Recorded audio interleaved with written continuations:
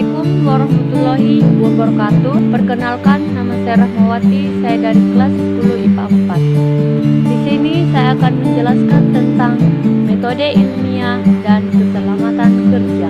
Pertama, metode ilmiah. Metode ilmiah terbagi menjadi 3 poin, yaitu kriteria metode ilmiah. Kriteria metode ilmiah terbagi lagi menjadi 5 bagian.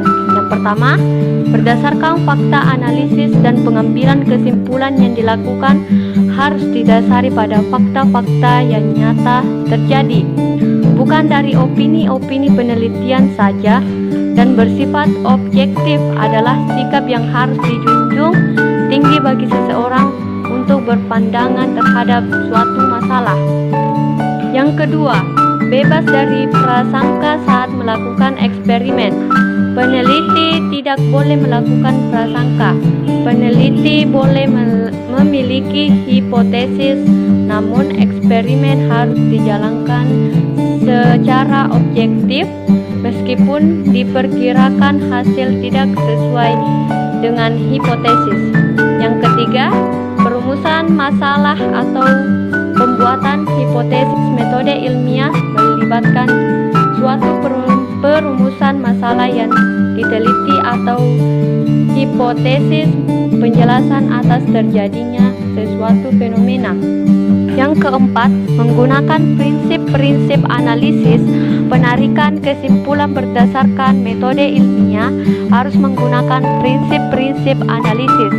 Hal ini mengartikan dibutuhkannya kejelasan urutan berpikir dan keadilan kejadian dalam menjelaskan suatu fenomena fisika.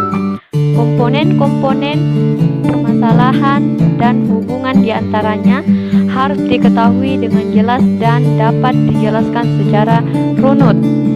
Dan yang kelima, menggunakan teknik kuantitatif. Teknik kuantitatif dengan ukuran yang objektif akan memberikan hasil yang dapat dimengerti secara universal dan minim subjektivitas peneliti. Poin yang kedua, langkah-langkah metode ilmiah. Langkah-langkah metode ilmiah terbagi menjadi 7 bagian. Yang pertama, merumuskan masalah. Langkah-langkah pertama dari metode ilmiah adalah menyusun rumusan masalah. Rumusan masalah adalah uraian pertanyaan penelitian yang harus dicari jawabannya melalui proses penelitian. Rumusan masalah dibuat dalam bentuk pertanyaan dan menggambarkan hubungan antar variabel yang akan diteliti. Yang kedua, menyusun kerangka teori. Langkah selanjutnya dari metode ilmiah adalah menyusun kerangka teori. Secara sederhana, kerangka teori bisa diartikan sebagai kerangka pemikiran yang digunakan untuk mengatasi semua masalah atau menjawab semua pertanyaan. Kerangka teori merupakan hubungan antar konsep berdasarkan studi empiris. Kerangka teori merupakan jaringan hubungan antara variabel yang secara logis diterangkan, dikembangkan, dan elaborasi dari masalah penelitian. Yang ketiga, merumuskan hipotesis.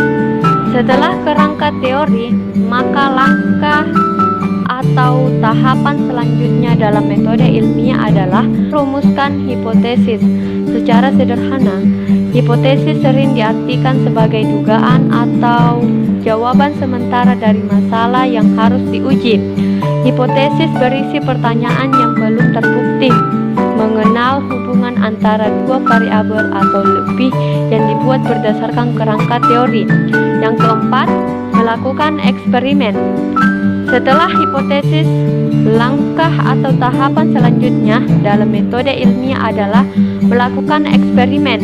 Secara sederhana, eksperimen bisa diartikan sebagai sekumpulan pengujian terhadap variabel bebas. Tujuan dari eksperimen adalah menyelesaikan suatu permasalahan atau membuktikan suatu hipotesa yang ada. Eksperimen merupakan alat terbuat di dalam perangkat ilmiah untuk menguji suatu hipotesis. Yang kelima, mengolah dan menganalisis data. Setelah eksperimen, langkah atau harapan selanjutnya dalam metode ilmiah adalah mengolah dan menganalisis data. Data yang akan diolah berasal dari hasil pengamatan selama berlangsungnya eksperimen yang dicatat dan dikumpulkan. Data yang terkumpul kemudian diolah dan analisis. Analisis data adalah kegiatan mengatur, mengurutkan, mengelompokkan, memberi kode atau tanda, dan mengatorikan data sehingga dapat ditemukan dan dirumuskan hipotesis kerja berdasarkan data tersebut. Yang keenam, menarik kesimpulan. Setelah mengolah dan menganalisis data, langkah atau tahapan selanjutnya dalam metode ilmiah adalah menarik kesimpulan. Secara sederhana, kesimpulan sering diartikan sebagai ringkasan dari hasil percobaan yang telah dilakukan. Dalam pengertian yang lain, kesimpulan adalah pernyataan singkat, jelas, dan sistematis dari keseluruhan hasil analisis, pembahasan, dan pengujian hipotesis dalam sebuah penelitian. Dan yang ketujuh, mempublikasikan hasil. Langkah atau tahapan terakhir dalam metode ilmiah adalah mempublikasikan hasil. Hasil penelitian dapat dipublikasikan dalam bentuk karya ilmiah seperti jurnal ilmiah, buku, diseminarkan di depan media dan publik. Poin ketiga, sikap ilmiah. Sikap ilmiah terbagi menjadi 10 bagian. Yang pertama, mampu membedakan opini dan fakta. Opini adalah pendapat umum atau pribadi yang belum teruji kebenarannya melalui suatu penelitian. Sementara itu, fakta merupakan hasil suatu penelitian dan kebenarannya sudah teruji. Yang kedua, selalu ingin tahu. Seseorang yang mempunyai sifat selalu ingin tahu biasanya banyak bertanya, keingin tahu, dan minat atas segala sesuatu merupakan salah satu dasar ditemukannya konsep, teori, dan hukum dalam bidang sains. Yang ketiga, berani mencoba. Rasa ingin tahu tentang sesuatu tidak akan pernah terwujud tanpa keberanian untuk mencoba. Kita harus berani mencoba untuk mencari jawaban atas berbagai pertanyaan yang ada di pikiran kita. Yang keempat, jujur dan teliti dalam mencatat dan mengolah data. Seorang peneliti atau ilmuwan harus jujur dalam mengambil dan mengolah data. Tidak boleh terjadi pemalsuan atau manipulasi dalam pengambilan data meskipun hasilnya tidak sesuai dengan keinginannya. Yang kelima, terbuka dan fleksibel. Seorang peneliti harus dapat berterus terang, berpikir positif, dan bersedia mendengar dan menerima pendapat orang lain. Kritikan, saran, dan masukan dapat membuat hasil penelitian menjadi lebih baik. Keenam, berpendapat secara ilmiah dan kritis adalah sikap yang harus dimiliki karena sikap tersebut dapat mempengaruhi hasil penelitian dan juga penelitian yang akan dilaksanakan. Yang ketujuh, peduli lingkungan saja merupakan perilaku atau tindakan yang selalu berupaya mencegah kerusakan pada lingkungan alam sekitarnya dan mengembangkan upaya-upaya untuk memperbaiki kerusakan alam yang telah terjadi. Yang ke-8, bertanggung jawab. Seorang peneliti harus bertanggung jawab terhadap hasil penelitiannya, baik secara ilmiah maupun moral. Selain itu, keselamatan tim dan kelestarian alam juga menjadi tanggung jawabnya. Dan yang ke-9, ulet dan gigi yang disertai keyakinan. Penelitian membutuhkan keuletan, kegigihan, keyakinan, dan kerja keras. Seorang peneliti tidak boleh cepat berputus asa. Jika gagal dalam suatu penelitian, seorang peneliti harus segera mencari penyebab kegagalan itu.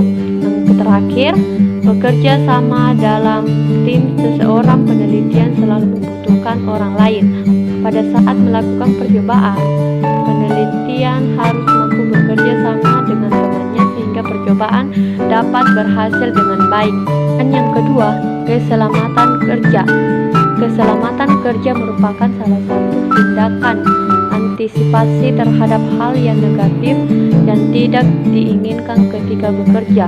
Gunakanlah alat pelindung kerja sesuai standar seperti helm safety, kacamata safety, sepatu safety, sarung tangan safety, dan bermacam alat keselamatan kerja lainnya.